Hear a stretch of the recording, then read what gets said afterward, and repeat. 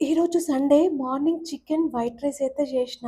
Evening స్నాక్స్‌లోకి chicken cheese balls చేసే process ఏందో చూద్దాము. మిక్సీ జార్‌లోకి హాఫ్ కేజీ బోన్‌లెస్ చికెన్ తీసుకొని 8 పచ్చిమిర్చీలు, గుప్పెడు కొత్తిమీరాకు వేసుకొని ఫైన్‌గా గ్రైండ్ పట్టుకోవాలి ఇలా.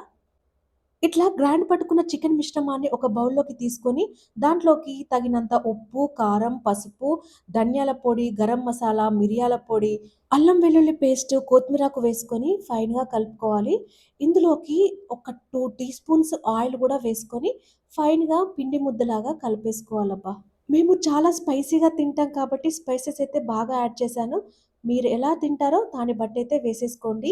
ఇక ఇలా ముద్దను తీసుకొని అరచేతిలోకి ఇలా ప్రెస్ చేసుకొని, చీజ్‌ని మధ్యలో పెట్టేసుకొని రౌండ్‌గా బాల్స్‌లా చేసేసుకొని ఇలా పక్కన పెట్టేసుకోవాలి. చీజ్ ఇష్టంగా తినేవాళ్ళు ఇంకాస్త ఎక్కువ యాడ్ చేసుకోవచ్చు. మనమైతే బాల్స్ రెడీ చేసేసుకున్నాం కదా! ఇక నెక్స్ట్ ప్రాసెస్ ఏంటో చూద్దాము. ఒక బౌల్ తీసుకొని 2 స్పూన్ల కార్న్ పౌడర్ వేసుకొని, వాటర్ వేసుకొని ముద్దలు లేకుండా కలిపేసుకోవాలి.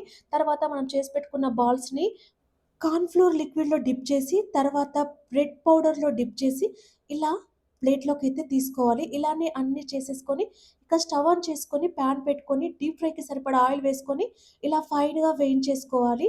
మనము స్టవ్‌ని మీడియం ఫ్లేమ్‌లో పెట్టుకోవాలి.